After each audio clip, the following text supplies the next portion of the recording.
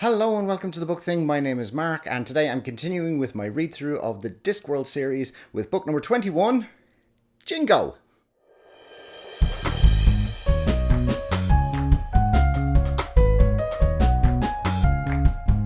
So the story of Jingo takes place when the lost island city of Lesh emerges from the sea, halfway between Ankh-Morpork and the country of Clatch.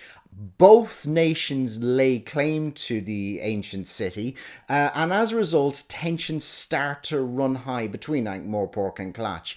And actually, tensions start to run high in the city as there is a high number of Clatchian immigrants who live in Ankh-Morpork, and the civil unrest as a result of the anti-Clatchian sentiment starts to run high and spill over into a lot of violent acts. And when something like that happens, that is the domain of the City Watch.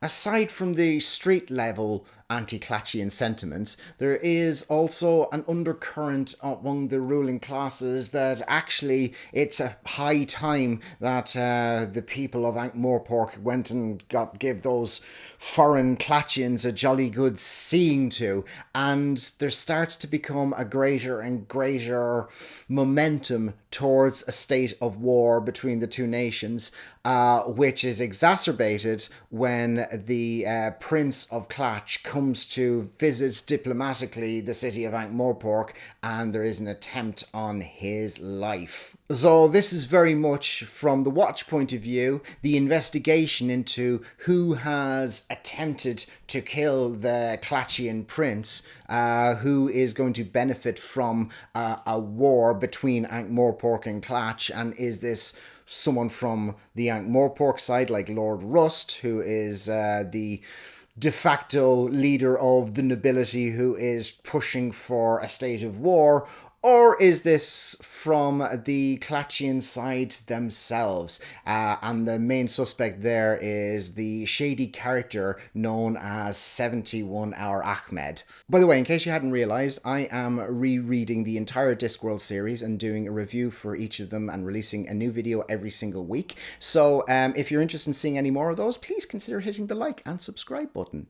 What Jingo does really, really well is a great comment on the absurdity of war and the escalation towards a state of war that happens from time to time. This very much feels like an allegory of the First World War, where there is all of this national pride and jingoism, as the title suggests. As well as that jingoism, there's also this misplaced feeling of it'll all be over quickly because those foreign barbarians can't possibly be up to the standard of our fighting boys. So the parallels between sort of First World War and the imperialism on both sides leading up to that First World War is very apparent, and that is handled extremely well. What possibly isn't handled quite so well is the story of the various characters in the City Watch themselves, and it's not that they're handled badly.